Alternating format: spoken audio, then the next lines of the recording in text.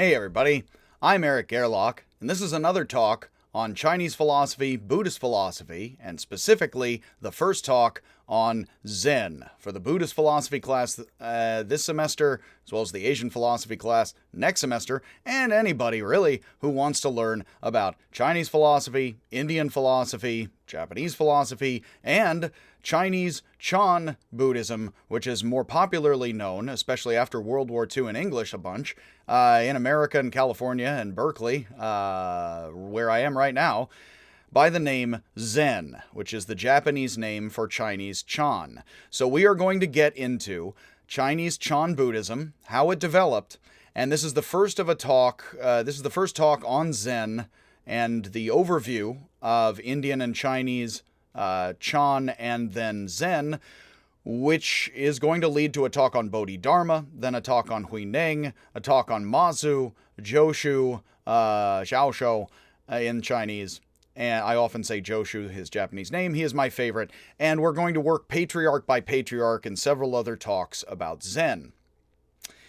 It is a subject that many find quite mystifying. And there is great divide in philosophy. In philosophy, insofar as it ever looks at Zen for American philosophy and Westernish folk like myself out here in the West, that Zen is sometimes called non-philosophy, and sometimes it's called deep philosophy. And I've already said in a talk earlier than this that I do think that Zen is philosophical. And so I'm going to slowly build a case, especially please watch my videos about Indian and Chinese philosophy before this if you want some context, particularly the videos about Taoism, the school of names in China, as well as logic in India. If you look up my videos on logic in India and China, you will understand why I believe that Zen is very philosophical. But like Diogenes of Greece, they believed in doing things like slapping people. Diogenes does far worse. You can listen to my talk on Diogenes. And this is philosophical, but they are not so much into words and concepts. So forgive me for explaining at length over several talks. I am going to do something effectively like ruin jokes, not only tell you terrible ones. I am going to be explaining not only Zen, but also many of the Zen koans as best I can. Some people would say this is a Western rational way of doing it. I do not think so, because I don't think the Hawaiians or the Hopi are irrational or unverbal or adverbial, and thus I would not also similarly think them illogical or unargumentative. Perhaps they're in some ways originally pre-literate and perhaps to a decent degree amathematical, and yet that would not mean they're illogical. So I'm not going to tell you that Zen is illogical and that I, as a Western white philosophy guy who's decently trained not only in French and German stuff, but can do analytic stuff, I prefer not to, that's logical and rational and for everyone's general interests. I'm not going to tell you that. So in a certain sense, I don't believe that Zen is simply mystical. I don't think it's simply Eastern. I don't think that explaining it is simply Western, nor is explaining things white and Western. So I am going to get very carefully into a culture and religion that I am not, personally. And I'm going to explain Zen koans and the origin of Zen koan cases, like what is the sound of one hand clapping. I have already explained for Zen in the Indian logic lectures about Kanada and Gautama and the Nyaya, especially from Kanada to Gautama. You can see them saying something like one thing causes one thing, but for the Buddhists, two hands cause one temporary sound or meaning or experience. So you already have a two-handed, it does seem like the sound of one hand clapping is an absurd answer to no, you would need two hands, which is Buddhist engagement with Indian logic. So I already think that very much. A concrete example wordlessly is not a move in debate. Yes? No? No? I used a double negative. We all can, apparently, in ancient China, etc. We will have several double negatives here. And again, as this, slapping people or using double negatives is not illogical. It just can be wildly unproductive at times, as is my run-up to this talk. So I'm going to get into what is effectively a non-history of Zen in India. You can please check out my videos on Indian Buddhism. But a lot of people, especially Californians, Western people, white folk like myself, they think of Zen when they think of Buddhism. And that's fine. plenty, but it's not everything, and it's not early Indian Buddhism. And there's a lot of ways that you can explain Zen and see what it's doing, and you're not ruining it. But you're not fully explaining it, but you're also giving people a real hook into something that should not be dismissed as Eastern mysticism and non-rational or non-philosophical. I will simply say that, and as usual, I'm not going to prove to you that Muslims or Chinese people can think. I'm just going to show you examples. Wittgenstein says, the problem is we do not use enough concrete examples often. That's the problem. Not every time, but often. So the best thing in teaching people history of thought, in order to disabuse them and show them how human they are, is not to show them fewer, but rather more examples of India and China and Greece, and then they can see how human all of this is. So I'm going to walk you through Zen, and I am going to explain it as best I can. This is my run-up to Zen, which is why I'm saying this. I neither want to give the impression that I think Zen can be fully explained, nor do I want to give the impression that Zen is abstract mysticism that Western or Eastern people can or not understand. I think the truth is richer than that. If you follow, and please, again, listen to some of my talks on Indian and Greek and Chinese thought, and you will understand why I feel that. But it would also be fine for you to not watch or listen to any of those, and just to hear me get into the history of Zen and how it is very human and all of that. One of the most valuable things that I learned as a history of philosophy and history of religion person, and as a Californian who was born and raised in the Haight-Ashbury and have been living here in Berkeley town with my cats, who are asleep somewhere around here. But yeah, one of the most valuable things I learned was to get in grad school was a whole rich history of Buddhism and Buddhist philosophy, which really showed me how human Buddhism is. And I think a lot of times people are somewhat familiar with Christianity and Islam somewhat, but they hold it often and much of its history, whether you like them or not, at arm's length. But if you get into the rich history of human thought, especially as people getting into Buddhism today, any of us, whether you're American, whether you're like me or not like me, living in California, and or whomever you happen to be, it would seem, wouldn't it, that a more rich history of humanity is definitely something we can all enjoy and learn from, no matter what team we're playing for or how. And a history of Buddhism will show you how human humanity is very much so in what many would consider, at least in California where I am, to be a very different culture from what they are now. And I am also speaking about my Asian American students and Chinese and Japanese and Filipino American friends who often don't know much about Eastern thought, and I just happen to be, sort of a white guy who nerds out a lot on this sort of stuff. So, again, like the Stuff White People Like website, I explain to people sometimes about their culture. I used to joke that we couldn't get a full-on, East Asian person in here, budget cuts, but I am a white guy who is going to explain a lot of the history of Buddhism to a multicultural group of people, and I don't want this to seem like I am simply thinking there's a white explanation, or that I am simply giving one, And I don't think that one tribe is rational and the other isn't. I will, again, pass on from this and use no art. So let's get into the history of it, given that I've given now 8 minutes here on my spiel of why explaining Zen is perfectly fine, and then you and I can engage in it in multiple ways, and we don't have to worry if we are Western or Eastern people entirely in doing so. I have Muslim students, I have Mongolian students. So that said, haven't had too many problems yet of just cracking into the history of human thought, and people can learn from it. So rather than me hedge my bets anymore, let's just get into it. So the word Zen originally comes from Chan, which comes from dhyana, which Chan is some interrelated linguistic thing for the experts tell us.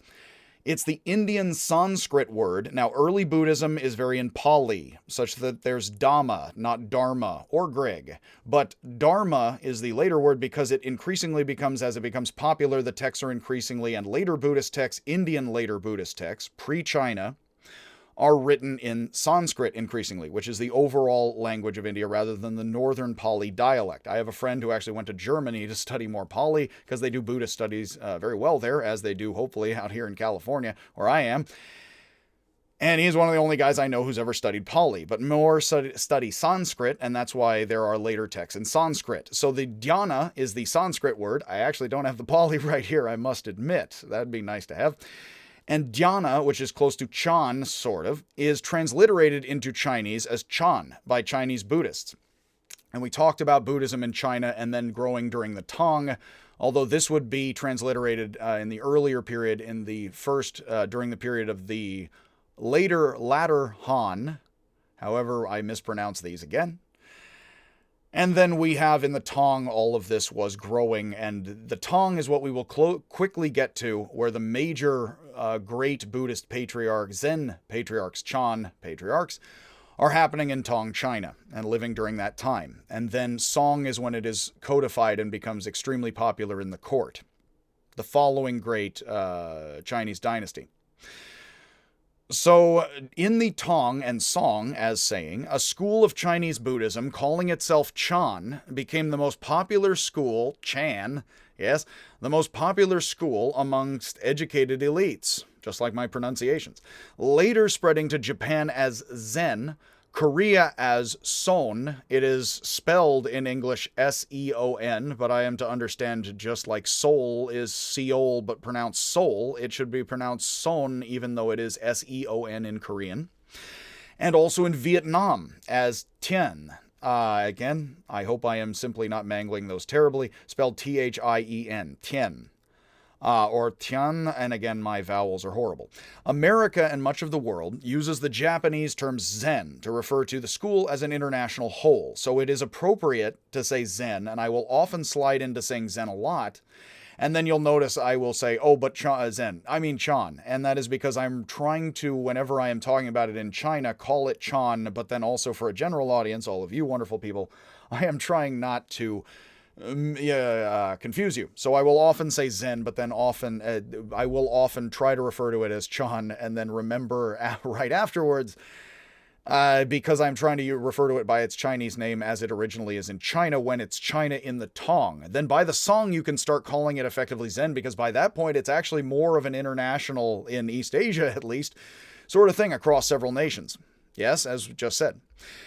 So we're going to refer to specific figures and texts in China by Chan as much as I can, and then likewise with the Korean and Vietnamese terms, I'm going to try to use Son and Tien as we go through short talks about Korea and Vietnam, but we will do this following the great Chinese Chan patriarchs.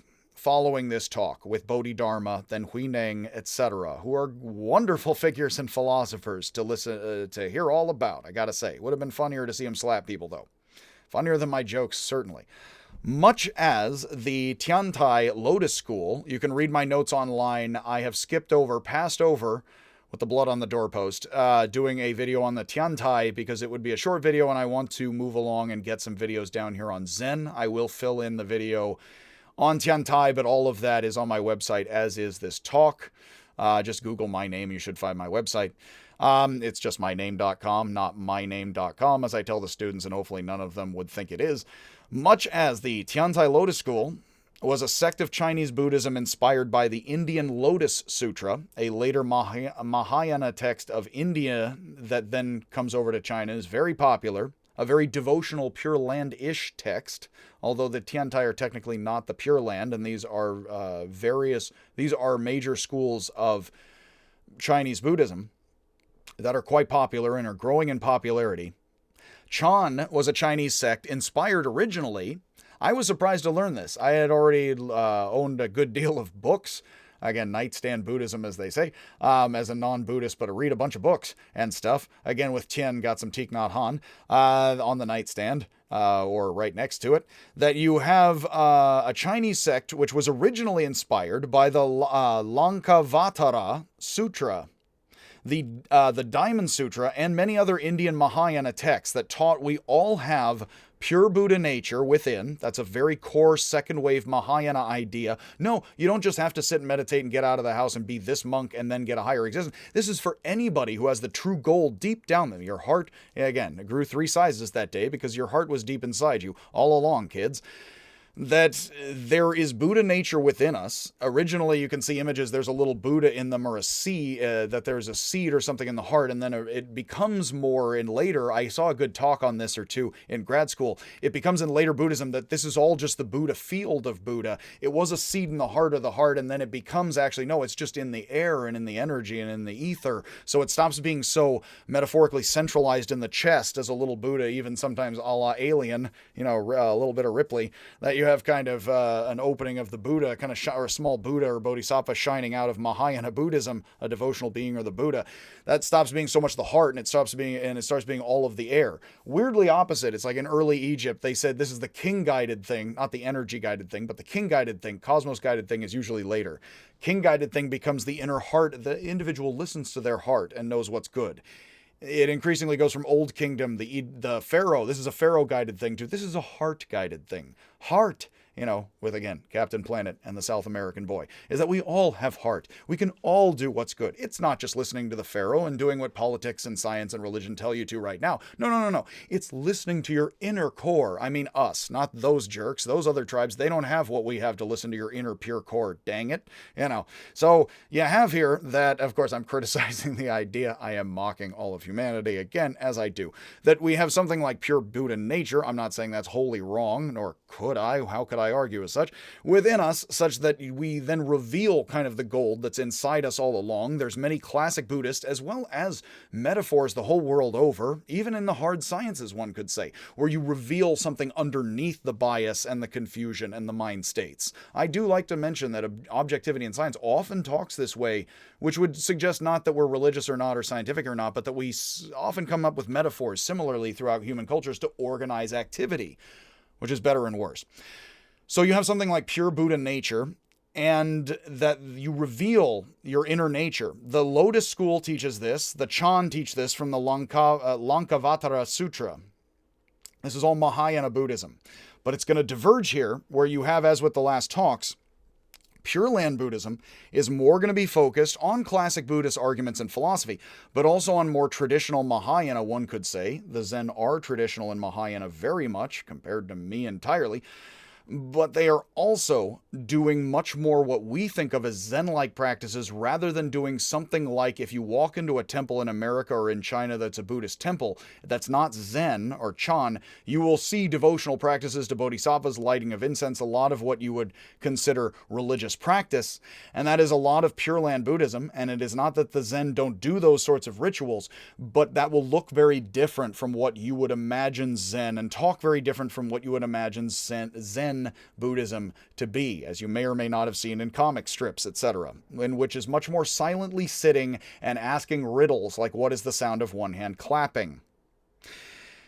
So at this time, you have both the Lotus School and you have the Pure Land schools, and you have Chan, which are all Mahayana Buddhist movements growing in China off of the followings of specific texts. It is always good to remember the history of human thought, especially in literate times, but even before that, circulates around certain texts or stories or practices which can then be repeated. Deleuze and Guattari, French philosophers, say truth is repetition. And of course, they are thinking anthropologically like the French do. That you are a very social science, that the myth, the story about your uncle, as true as it is, or as much as the story about your uncle is myth, is something that is repeatable. And so the Lankavatara Sutra is not yet printed, but it is something that can be highly distributed. And so you would have Chan Buddhism following the Lankavatara Sutra. Now, very quickly, what is going to happen is, we do not now, or at least a casual learner of Zen, does not actually learn that Zen is centered on the Lankavatara Sutra. Why is that? Because Zen is going to invent a different series of texts, a very famous series of texts known as the koan cases. Like the Blue Cliff Record, I'm going to do a video exclusively on the Blue Cliff Record, which I was able to buy in English for as an undergrad in a very crappy version that then I paid something like $60 for when I didn't have $60, and then a year later they came out, Shambhala Publishing came out with a much nicer version. I still have both. That one without a jacket cover that has a lot of the footnotes just right there in the text, and the printing is kind of off, and then they came out with a nicer one, and I bought that one also for something like $40. Yes, back when that wasn't fun for me a couple of years ago, because that was actually the first time I could get some of those things in English. So you and I may be more familiar with people walking, one master walks up to another, says something questionable, the other one says something questionable, they walk away. Seems like both one, maybe. Or what is the sound of one hand clapping and somebody slaps somebody or something like that. I'm constantly sort of not trying to mock Zen, but saying somebody slaps somebody. That is because those are also texts. That's not just slapping somebody in person, it also is, or asking somebody riddles like what is the sound of one hand clapping and trying to ask the Nyaya and Gautama, well, does one thing cause one thing? Because, hey, wait, here we go. And that's the network of the subjectivity, objectivity, and how truth and meaning happen between things and as things, very middle way Buddhism. And interconnection, like Wittgenstein, making Wittgenstein very similar to Buddhism. And it's the interconnection of the practical and actual is where things happen, not sort of metaphysically or simply conceptually, which is why you may want to slap people being too philosophical, like me, if I keep talking here. So the reason, and it is very, I did not get this in grad school, until grad school at all, and it is very useful to mention, and you can see between the lines, that Chan, what we know as Zen, was a school that followed the Lankavatara Mahayana Sutra. But then it quickly began compiling series of koan cases, which is not just recording of riddles, but the establishing of its own history, such that just like Jesus and Socrates, you have a record of this Zen master, like Xiaoshu in Chinese, who's Joshu in Japanese, goes to different masters that establishes that he's a Zen master and that he's going to these other masters. Some of these encounters, like with texts, forever, as long as we've had texts, only a couple thousand years, you don't know whether or not this record or even the oral story before necessarily happened, even though it all claims to be witness and testimony. For just that reason, this is testimony, witness, testify, because, well, yeah, that's what they're asserting it's true. But that they are establishing with these koan records, like the Blue Cliff record and the Gateless Gate, which we are going to do specific talks on, case by case, and I'm going to mangle those and ruin those, not jokes, but cases, and explain them, which is why I ran up to this with such words about the West and the East and the rationalism or not, or the mysticism, because they begin doing this incredible series of texts, which are known as the koan collections. Koan means case, and it means something like a case on the bench, is the Japanese word, I believe, is koan, and is gongan, if I'm not mistaken. I will have that down here in the notes. Hopefully I know what I'm talking about.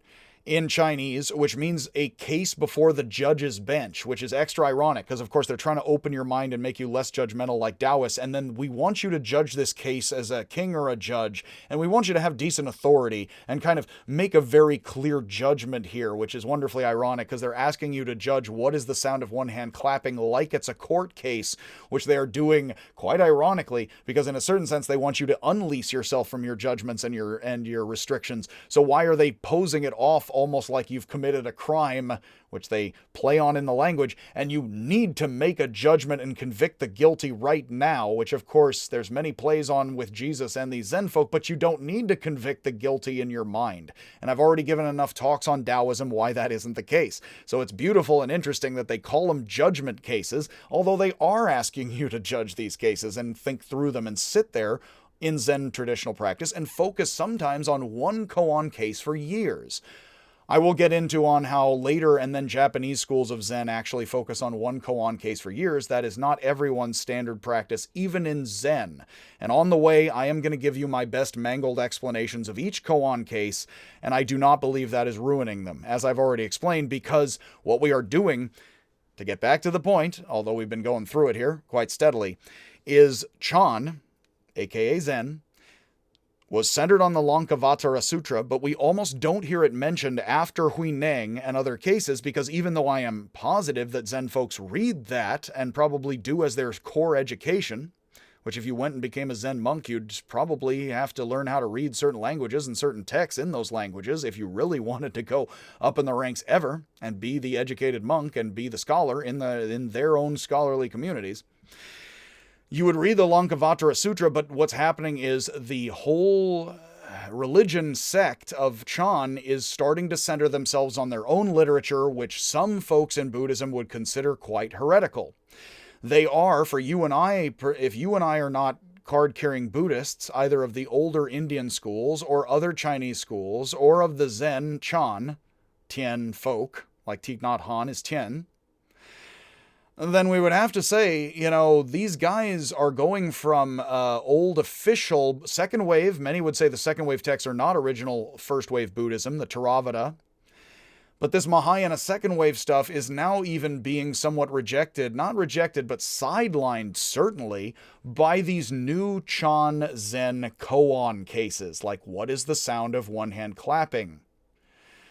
So, what we are going to be doing here for the rest of my talks on Zen is I am going to explain not just the context here, but then we are going to get into Bodhidharma Huineng, and we're slowly going to be going through the episodes of each patriarch's life that become central koan cases, which means what we're doing is we are working ourselves in order of time and showing how the koan cases, which are recordings and assert they are true of events which may or may not be fictionalized, may or may not be embellished, but we're going to work through the patriarchs and show how the Zen koan cases as a subject of literature that you and I can enjoy and then explain or not to ourselves, which I will do, whether you like it or not. And we're going to show how the central episodes of each of these patriarchs' lives become this new genre that is passed around in Song China in the emperor's court as, my God, this is the hippest art philosophy ever. So meta, bro. That is how all of this is happening. So in this talk, I am establishing that point first and foremost. The point of this talk is we are going from something where Bodhidharma is really the original guy from India, supposedly, is really into the Lankavatara Sutra. He brings it over and likes wall sitting, which is very Zen, quite characteristically. He loves sitting and staring at things and for hours on end. He loves the Lankavatara Sutra, but pretty soon, through Huineng and Mazu, that is going to get less emphasis on that original text, which is sort of the vehicle, a la the Eastern and Buddhist metaphors and Indian metaphors. That vehicle very soon turns into a transitioning to the vehicle of the koan cases. And then you'll have something like with the Gateless Gate. I'm spacing on the author's name exactly, but the author that I just threw together 100 cases before we went on a retreat. It really wasn't anything, and now it's a classic. I don't get it in my own life. What the heck? So we're going to have the throwing together of koan case collections, which will then go on to be the vehicles of Zen Buddhism to this day. Which is how you and I would know of any of it often in English, or understand any of it, is through reading the koan cases and then seeing what that would be and wrestling with these philosophically via meditation, philosophy, wrestling with it in the mind as we go onward, which I believe is highly philosophical and clearly involved with wisdom and the pursuit of wisdom and the better life.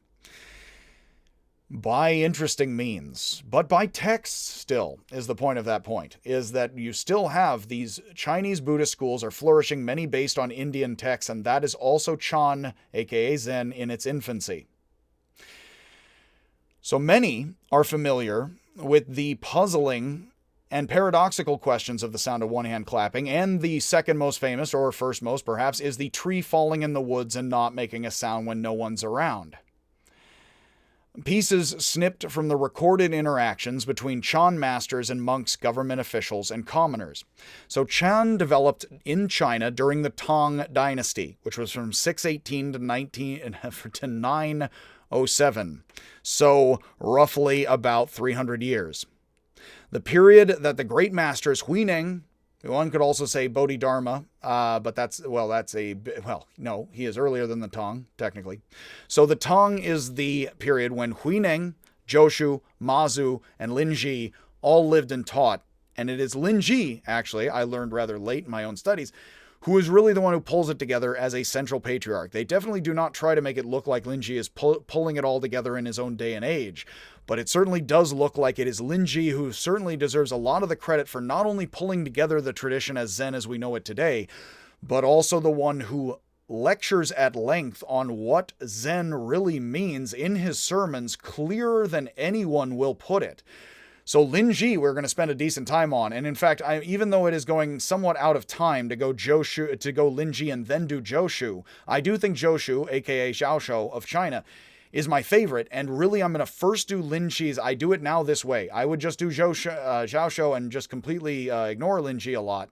But recently I have realized and put this together in a better way, especially for these talks, that if you read Linji's sermons and then you understand that the koan records and how we understand Bodhidharma, Huineng, and Joshu are actually people of Linji's era and school putting it together after listening to Linji's talks on it, which I will assert I do think is, and is not my opinion alone, but my educated opinion is, and this is my field as best as I am a cow outstanding in my field, hopefully I'll get a Fields Medal or something if I switch to math, that you would have something that Linji's followers and folks listen to his sermons, which are the most literal place, literal, quite literal. They're actually oral talks, then written down as faithfully as we know them to be, which is we don't as much entirely. That's where you hear Zen explained to you quite literally, where it will, and let's say verbally, in which he will tell you what the koans are doing to you, and what you're trying to do to your head, and then you have the koan cases. And when you read Linji's sermons, it looks to his monks, thank you for standing so long, I'm out of here. As he always concludes each talk, he's very much a Groucho Marx, as is Joshu. And why? Because Linji tells you why, much more than Joshu does, which is why it's a little... Yeah, I'm going to cover the major moments of Bodhidharma, Huineng, and Mazu working our way up to Joshu and Linji, but I'm going to cover Linji first, because even though I'm going to cover the patriarchs before Linji up to Linji, you really understand what all of this history is and who it was made by and why when you get Linji's sermons. So I'm going to walk through the major patriarchs up to Linji, and then we're going to do Joshu, and I'm going to show you what I consider, and I would say many do, the virtuoso of Zen kind of thinking, after we have it explained to us as clearly as anyone's ever going to, with Linji, who famously and foremost says, when you see the Buddha, kill the Buddha. Mazu, as we'll talk about, says, when you see the Buddha, don't kill the Buddha, you're killing the Buddha. And Linji, right after Mazu, says, go ahead and kill the Buddha. It's awesome. And we will explain why, step by step by step. So, we're going to explain why as much as anybody's going to tell you, just like Linji, right? And again, I don't consider this a white or a Western or an Eastern thing. It would be a human psychology thing to me. But I'm happy for people to think all kinds of things.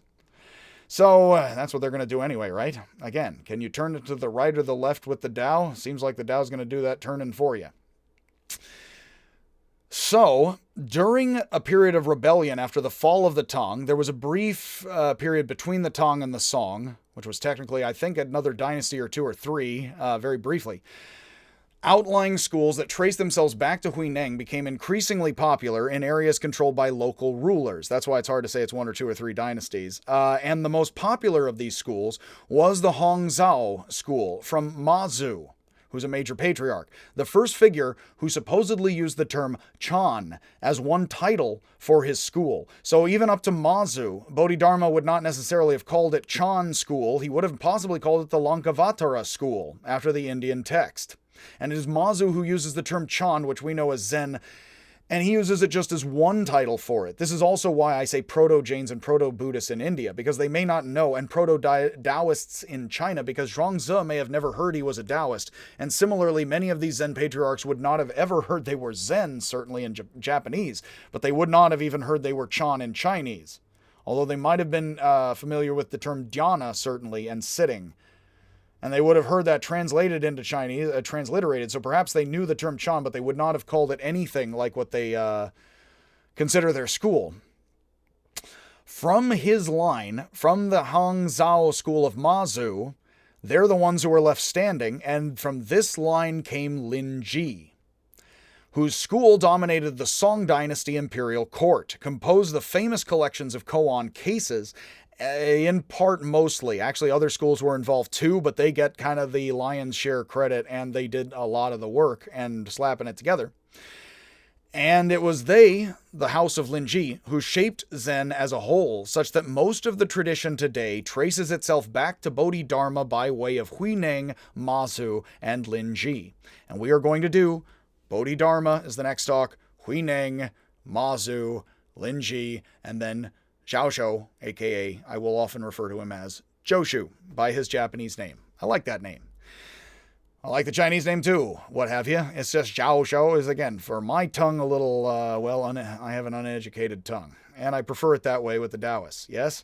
According to modern, I have both an educated and an uneducated tongue, as I'm sure the Taoists might say. According to modern scholarship, in the past few years, Chan developed into what is today in the Song dynasty, which is 960 to 1279, So this is sort of the Renaissance-y period, pre-Renaissance. You have them then with gunpowder and printing and stuff passing into the Islamic world, and then the Italian Renaissance is not just caused by that, but is the soaking up of a lot of Chinese porcelain and china and techniques and technology, and Muslim traders bringing them gunpowder, etc. As Linji's house became dominant in China during the Song, after Linji's death during the Tang, Linji's followers wrote the koan collections and other texts that were codified as Chan history and doctrine by blending history and legend together, as best we know, whether or not they thought they were doing that, together to present a lineage of masters leading from the Buddha, unbroken, himself straight to their own school, is what I did not realize, but I got a great bunch of classes. One of the things I learned in grad school, again, is Buddhism and Buddhist philosophy, and one of the wonderful things I learned is that Californian and German scholars especially, many of them I imagine white folk like myself, is that they are coming along and saying, it looks like these koan cases are actually it seems the Chinese and Japanese scholars who study these things a lot in their lands, and why would they not, and much love, and happiness and peace and tranquility and enlightenment, all of us.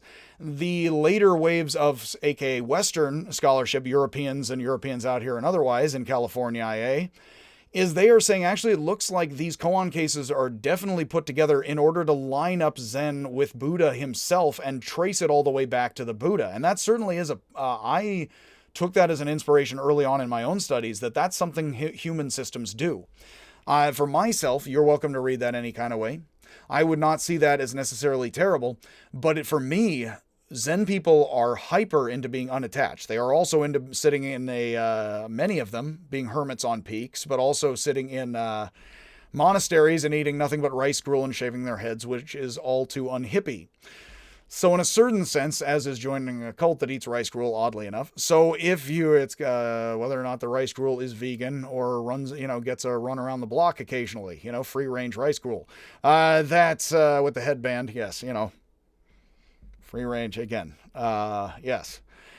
In the process, it definitely seems like scholars nowadays, and I come along from being influenced by them, I am going to teach you this as a non-religious person who says it does look like these Zen folks in Linji's house are very concerned in China with establishing that this guy talked to that guy talked to that guy talked to that guy, and what do you know? We have an unbroken silent connection to the Buddha himself, which is the silent transmission of teaching. We are going to get into the first moment of the silent transmission right now, which is the very famous koan case of the Buddha himself, the koan case involving the Buddha himself holding up a lotus flower, which is a very famous moment. It is imitated many times over in Zen by people holding up a fist or doing all sorts of things. Somebody holds up a finger in one of the later Zen koan cases, I believe of the Blue Cliff record, and says, "This is a dragon staff," wow, or like, now there's a range of mountains, and that again is somewhat like holding up a lotus flower silently, although it's a little different when you hold up a finger and you say, "This here's a range of mountain, kids," because it's not exactly silent. But there's plays on plays on plays of the same themes. According to the Zen tradition, which developed in the Song and is shared worldwide still today, with retreats out here in Cali, IA, their sect is the bearer of a silent and inexpressible teaching of the Buddha outside the Buddhist sutras, a way of life found outside language given to his single greatest student, Mahakashapa. Now, I am just going to say here, of course, you have already caught enough here in this talk. So we have here a human culture, which is very revered, I love very much, I think is amazing. This all-too-human culture, I will tell you lovingly and in modesty, as a human being, because I believe in teaching human cultures as human cultures, it is a culture that was very fixed and dependent on and tied to the Lankavatara text, which is a text and an object from India, which was then translated, plenty, and then it is going from that to becoming a tradition not only centered on other monasteries and new practices and on sitting practices, but also on a new genre of text, a physical object, which is a collection of koan traditions, and all the while that they are going from one text and set of words from India to another set of texts from China, a native new set of radically new texts and traditions in China. They are saying that the important thing is that we actually have something wordless that we especially get, that other schools of Buddhism do not effectively grasp and get silently without words, oral, printed, written, scripted, printed, or anything from China or India otherwise. And this silence is what they are establishing in the first koan case of this new genre of text. What is likely is Zen people, Chan people told this story very much of the Buddha. No one else in Buddhism tells this story, and I believe it may bleed over from this into other sects of later Chinese Buddhism, but I think, as far as I understand, no one in India tells this story originally. No one in China other than the Chan tell this story, which means this is a story, whether or not this ever happened, of the Buddha participating in a koan case, which is going to become a new genre of literature which stands for silently and very Taoistically getting it. We already had lectures on Taoism. It's understanding in fewer words. So what I will pose to you, while obviously it sounds like I'm saying these guys, I potentially could be understood as saying this is somewhat hypocritical. I am saying this is somewhat human. I do believe the Zen get this irony possibly, certainly, could easily more than I do right now or you do in how we're talking, rather than look at this as a culture that doesn't understand what they're doing. Let's look at this as potentially some of the better, more genius folks, which are the ones we're going to focus on, because patriarchs and brilliant koan moments clipped out by these folks themselves from conversations and contexts increasingly and whittling down to share with you and I, and think that saying these turning words are important for the silent transmission. Let's imagine that these guys, rather Taoistically in China, believe that we can get quieter down and get more silent and thus truly see. Let's say that's potentially a thing at least, and let's say they actually do believe in hammering down a lineage of short bursts of moments that should be collected and shared as texts, as ironic and paradoxical, as contradictory as all that is. That itself is one of the most beautiful sorts of things in human thought for me. I am not to say more beautiful than other moments quite like it or otherwise, but that for me is one of the best things I learned in grad school. What are you paying for? Is that honestly, there's ways that you can have, imagine what that means for human cultures all around you. I often remind it's this sort of thing that makes me highly cynical and decent. I was Nietzschean beforehand, decently. Also in I would say more properly Wittgensteinian, and a latter Wittgensteinian if you needed to pin me down at all, or these Zen folks, with a word or two. But given that, I do believe Wittgensteinian thought experiments do resemble koan cases, and that's not because Wittgenstein is Zen, but because there's something very practical in giving people simple practical circumstances and analogies, like Jesus, very similar to his parables, and Socrates and other people, and these comparisons have not been lost on everyone. In fact, again, I do like being Californian. There have been a person or two or three, I think Alan Watts came out from Britannia, etc., ad Ausium, ad Empire Gesundheit, is that all of these people have found some connections across philosophy that make Zen a very special thing. And it should be, we should pause here and consider that there's something quite beautiful in self-consciously understanding that you have a silent thing that everyone shares, including the Buddha, because it's just looking through the eyes in the front of your face, according to the Zen folks, and you don't really need to do anything to see it exactly. There's interesting plays on that as we go along. What do you have to do to see you don't have to do anything? With Hui Neng, I won't mention those here. That why are these guys hammering down a koan case after a koan case, and why are they starting with Buddha holding up a flower and writing this down if the Buddha's passing on silence to everyone? What the heck does that mean? And then they have Zen masters say, and students ask the masters, if we're all supposed to be quiet about this and if there's nothing to gain or lose, why the heck did Bodhidharma have to come here from India? Is one of the standard koan sayings that gets you into a famous koan case with a master, and you don't always want to be there.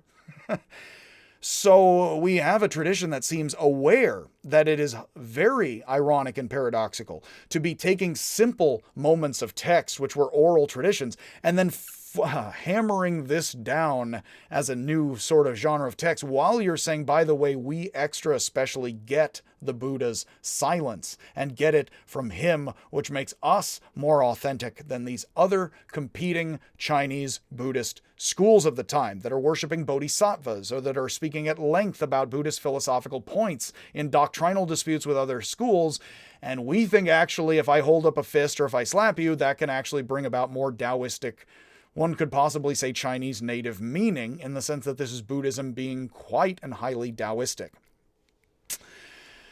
So, according to this event, this is the first of koan cases, and if I am taking enough time in the run-up, of course, I do think setting this carefully in context, and especially this is, again, some of the stuff I'm glad I paid for, is that according to the Chan text that developed in China, that we do not originally find in India, which is not what you will hear from Zen folks, exactly, that are card-carrying, the Buddha once came before his assembly of monks, of his followers to lecture, but instead of speaking, he silently held up a lotus flower.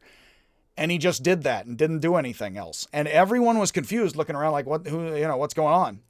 Not knowing what to think or say, could not respond. Now that's also very Taoistic, because you see in the Buddhist long and middle discourses, but you can also see in Taoism, if people are kind of like, what do I do here? What do I do here? They're not with it. They're not with the way of just reality, whether or not you call it Taoism or the way. So if people are nervous, he holds up a lotus flower and people are like, oh, I don't get it. They're looking for something external. They don't have the inner power in them and just, oh yeah. Everyone's confused except Mahakāshyapa silently smiled. Now that doesn't tell you, many people can interpret this, and I will just stop right there. But the important point for tying it to Taoism is the Buddha holds up a flower, which could be something like things just branch out, things just bloom. Hey, what do you know, wordlessly? Perhaps, although I put it in words and mangle it and do violence to it, as the Tao says, painfully calling it great or labeling it with any words at all. And everybody's waiting for the Buddha to say a word, perhaps a turning word for the Zen, which is something that can do something for you. And he says nothing, and only Mahakāshyapa sort of gets how he can silently teach such a wonderful thing, perhaps. Again, I'm open to hearing other. And the Buddha says, and he officially says, which is another level, why does the Buddha have to say this in words? It's the silent transmission they're celebrating. I have the eye of the true teaching, not expressible in words, but transmitted beyond teaching. I have given it to Mahakāshyapa.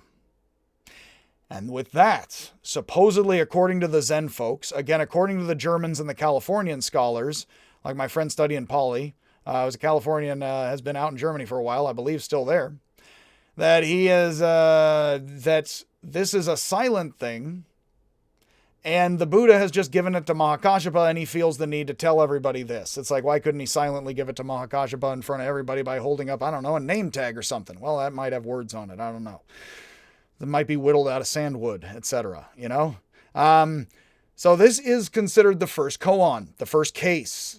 I often say actually koan case. It is normal. It's not normal for people to talk about koan cases in English. Enough people don't. But I will say, and others will say koan case. Technically, that is saying case. That's sort of like saying salsa sauce. It doesn't tell you anything. Or even salsa dance. That's sort of a dancey dance. You know, it's like it's a particular, sort of case. It's a particular sort of case, and it serves not only as a historical record of the lineage, nailing down Buddha to Mahakāshyapa, and then you have a bunch of things nailing Mahakāshyapa to this guy, to that guy, to that guy, to that guy. Always guys, interestingly enough. Not really any women, although all these dudes come from women at some point, the Taoists would say. How can you have an emperor if you didn't have lady parts, etc., But, that being said, in the lowly, in the water, etc., that you have, and unfortunately the Taoists, and then Zen folks are going to make jokes about this kind of stuff pretty bawdy for you if you think that's not tame enough. I'm going to try to keep it, nice and civil here. But yes. YouTube apparently tells me philosophy is not made for kids, so it ain't, and it's not gonna be.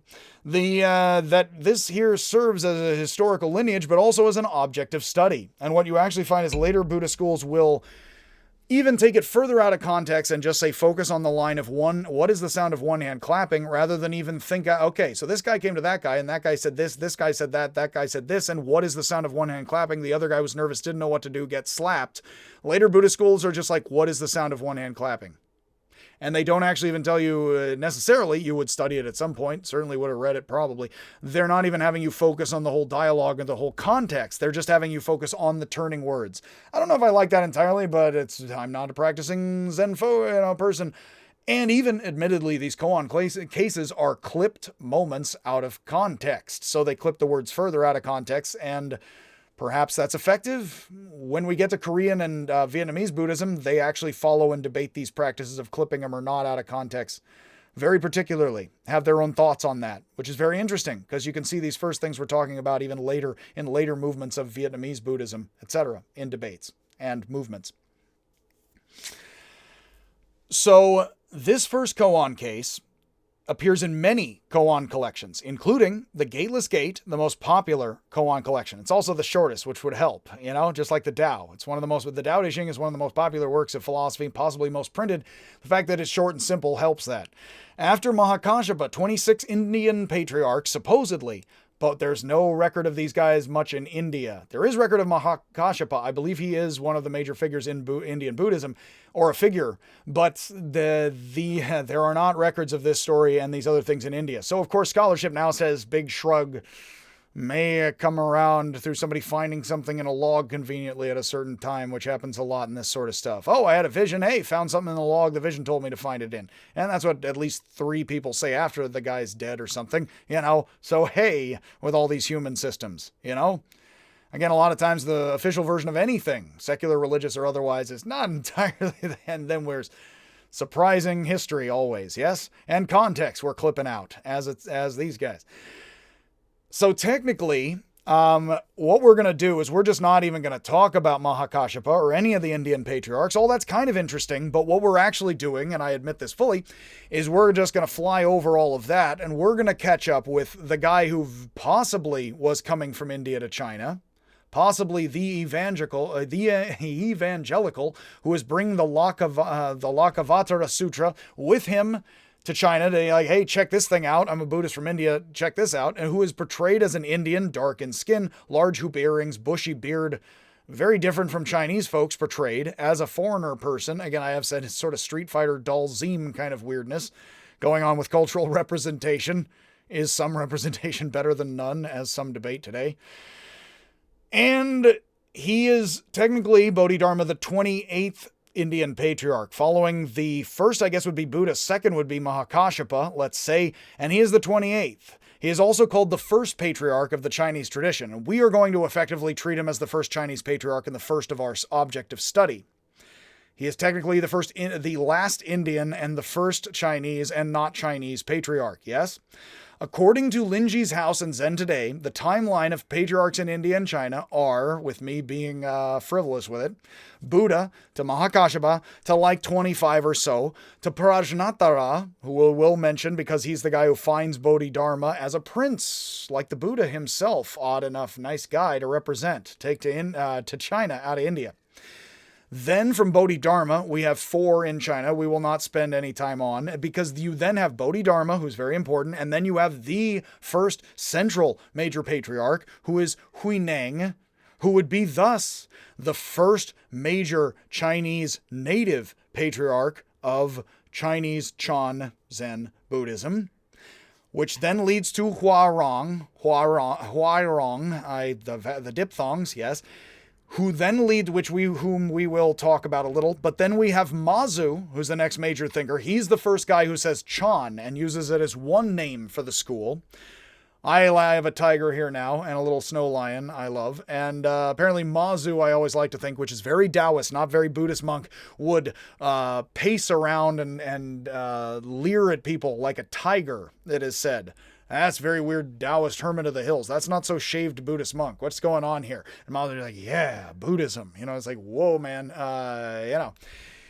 That's Mazu, who's a very major patriarch. That goes to, we will briefly consider an episode or two of Baizong and Huangbo, who famously kills the cat, unfortunately, getting to Linji.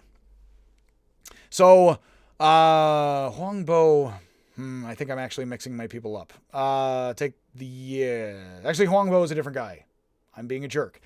I'm mixing that up. Killing the cat is actually, yes, that's actually mixed up with Joshu's lineage. My apologies. But don't edit these talks. Try to just give it rough, even if I screw up occasionally and make mistakes. And I do, sadly, as an all too human being. Huangbo is not killing the cat. And sorry for even talking in front of my cats who are here somewhere hiding about killing a cat, but that is unfortunately one of the most famous moments of Zen Buddhism, and it's going to be a very interesting court case in the court of the Emperor of Song, China. So that said, that is the end of this talk here. We got almost an hour, actually, out of this short length of lecture material. It's not so short thus, at least not in the oral transmission. And we are going to start up next time here, which may be later this afternoon, if I can upload this fast enough over the Thanksgiving break. Again, happy Gobbly Turkey Day and post days, etc. And with all of that, we are going to have a video on Bodhidharma, then a video on Huineng, then a video on Mazu, and then a video on Linji, followed by a video on Xiaoshu, and then some videos on Zen and Buddhism in Korea, Vietnam, and that will get us pretty much through all of the lectures on Buddhist philosophy. And then I will have a talk for Buddhist philosophy on Buddhism and existentialism and Nietzsche and postmodernism, as well as a talk on Buddhism and Wittgenstein and pragmatism, because I do want to end with a good solid talk on Buddhism and two movements of aka Western European modern philosophy. One can say modern American and modern European, which is what I prefer to call it, rather than vaguely the West and include ancient and modern. I prefer to be more specific. That you have modern Western European philosophy, which is modern European, Western European, not even so much Eastern European, Central European, as they like to say, and then modern American thought. So first, existentialism of France, Germany and France, etc., proto-existentialism of Germany, existentialism and postmodernism of France, and then about Wittgenstein and pragmatism and all of that. So yes, hopefully you enjoyed that. And if you like any of that, we are going to, not painfully, but wonderfully work our way point by point and koan case after this first here with the Buddha through the life of Bodhidharma, Huineng, Mazu, onward to Zen, and then the Blue Cliff Record and the Gateless Gate cases. I won't cover every case, but I will cover many of the Gateless Gate and Blue Cliff Record cases, and I'm going to explain them to you as best I can, while also in my eyes, in my mind, not if I have my mind myself and not yours, I don't think it ruins anything of them to explain them. In the same way that after a joke is funny, explaining the joke thoroughly, as best you can, even if that isn't everything, doesn't exactly ruin humor or the joke as much as hopefully help us to then see further through all of this. And not in a Western rational or Eastern mystical or any of that kind of nonsensical ways, but just as fellow human beings. All right, there's the talk. I'm going to pick back up after this is uploaded, and then we'll go on to China uploading Bodhidharma from India. So much love in the Matrix, and I will see you if I ever see you.